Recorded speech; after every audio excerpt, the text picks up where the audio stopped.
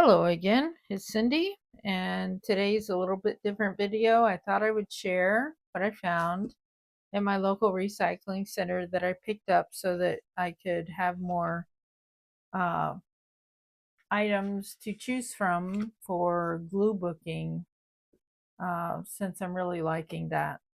So anyway, uh, let me explain something first. At the recycle center here, what happens is they go through the books, hardcover or softcover, and um, oh wow, we got. I don't know if you can hear that. I hope not. I'm using the mic today, so anyway, uh, road traffic. So with the books, what they do is they will pull off the uh, paper. Okay, they'll pull it off and split it. Actually, I'll go ahead and split this one. They will rip it like that. Not that gentle. You just stand there and rip or sit there and rip, and it's kind of therapeutic, really. So, at any rate, then that paper is easier to be recycled because it's not in a hard book form. I don't know the process, but I know that it has to be shipped out with the papers like that. The hardcover books, now for some reason they don't have to do that. I guess they have a place that they can send it and they don't have to pull the papers out. I know years ago they used to. So, at any rate, without further ado, just wanted to explain that little bit to you first so that you get an idea of where I went. I go there at least once or twice a week. So, yeah, there you are. Okay. So, this one I thought was interesting, contrary to popular belief. Um, these books were going to be shredded, so to speak. But I grabbed them. Yay. Uh, they just give little excerpts, like the New York blackout of 1965 did not cause a substantial increase in the birth rate 9 months later. So then it gives all the reasons, whatever. I thought that would be neat to put in a glue book, and some of them have pictures and that with it. Let me pull you in a little closer. There you go. And yeah, I thought that was kind of neat. So anyway, there you are. Okay. And there are a lot of interesting books that come through, and we are allowed as volunteers to, if we see a book that's interesting, to pick it up. So, and they sell books at the bookstore there. They try to pull out the really good books or whatever. They go through them, and it's like $2 a bag. So yeah, there you go. Anyway, this one was a spelling book. I'm not sure about it, but I thought it was interesting. It had a whole lot of words. And, I may or may not use it, but I picked it up and I'll play with it a little bit. If I think I'm not going to use it, then I will redonate it somewhere. So, anyway, for a glue book. So, and if you didn't know, my desk is tilted. That's why things slide. So anyway, I'll put this with what it goes to. This was with this. Pull you out a little bit now. There you go. Thought it had a lot of neat pictures on there that I could maybe do some back color on and either leave this together or not leave it together. So, and then of course the back side.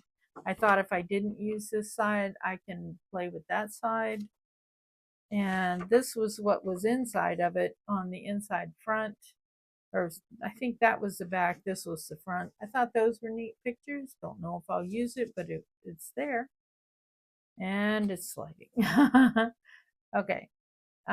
This I may not use for anything, uh, but more for me to get some tracing paper and trace something on. I'm not sure I'm going to rip this one up because it's pretty interesting. It's Ukiah Landmark Homes, and it's 1976. Ukiah, California. And so, yeah, self-guided tour. I just thought it was interesting. So I'm not planning on doing anything with this other than getting some tracing paper now that I'm understanding more what that is. I guess that explains some more about things in the book. And yeah, it's got a lot of neat um, houses that are drawn. I don't believe too many are photographed. Some are, and they give the street that they're on and everything. So I thought that was interesting. And they talk about it, who built it, who owned it. You know, I thought that was neat. So that, like, this property, this right here, it says this property was acquired by James P. Cunningham in 1870. So yeah, this I will just keep because it's, yeah. And if I do anything, like I said, I'll just use tracing paper and trace the lines to try and, one, I'm trying to get drawing skills, and two, then I can just put it in a glue book or something, redraw it over something like a sketch. There you go. Anyway, kind of neat, you know. Never know what you're gonna find. Okay. Then I also, one thing I learned to do as a volunteer is, uh, for projects, is you can just pull off the front cover because a lot of front covers of books are pretty decorative. So I thought this was neat. It's got the plate there. I thought this was neat. The other end of the microscope. And so that's a bacteria. And I guess he's looking over his soup. This one was nice. I was thinking it could be like draw, cut out like around here, but I'm not sure because the grass comes up there. I'm not sure how that would go.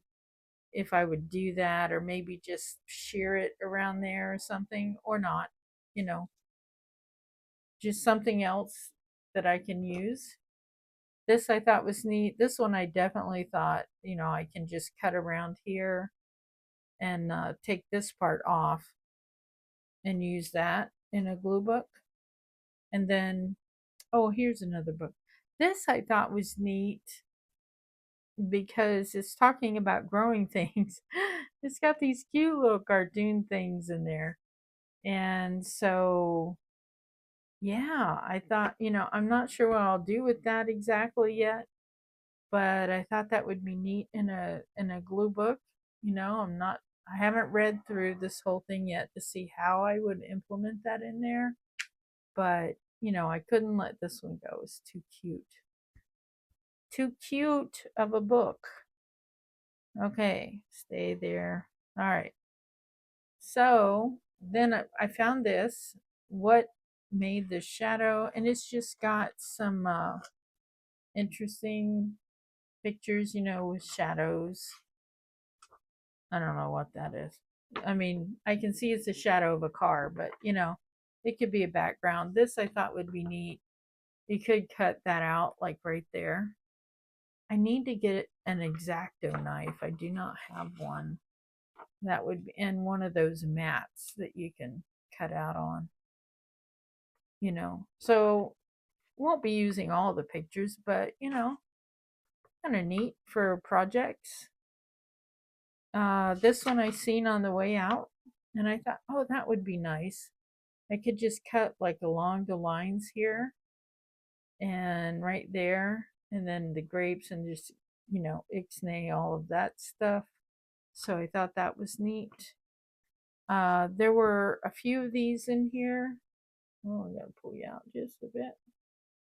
There were a few of these in there. This is embossed, and that's what grabbed my attention. And it was a book on all the books that they published, and it just had like little things. So I looked through there. There is nothing that I could use or would want to use for a glue book.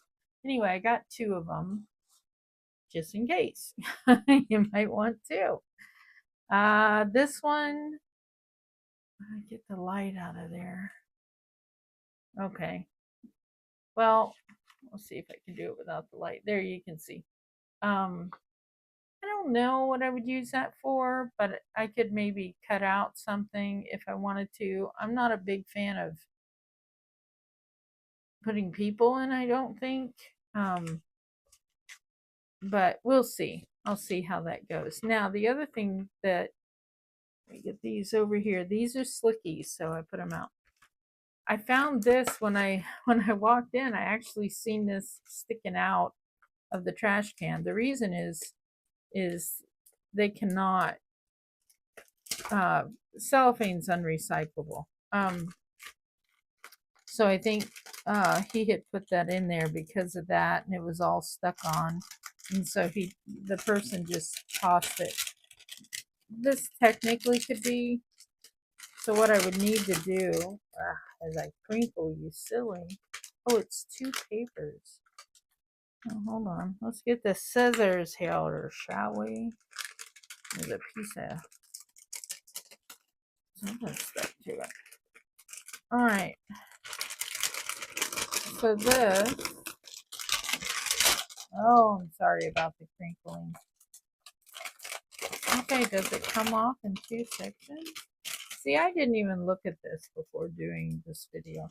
Anyway, it comes off in 2 sections, I guess. I guess it does. Singing, I don't know. All right. So it's got a back page here. I'm trying to get that off. Evidently, I'm not sure why the cover was taken off. So it must have been a cover taken off a book for some reason. Not sure why. And there we go. So I'll let this go. But get that over there somewhere. So this could be used in a glue book somewhere. You know what I mean? Somewhere it could be used. I don't know how that would be, if that would be hard to take off or not. I would have to play with it. Oof. Okay, I have even no idea what the book was about. So then I got this one, same thing. Again, I'll have to take the cellophane off because we don't want the cellophane on there.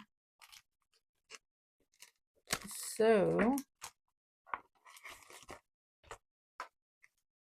anyway, that's interesting. I did not know that there was like a double layer behind these.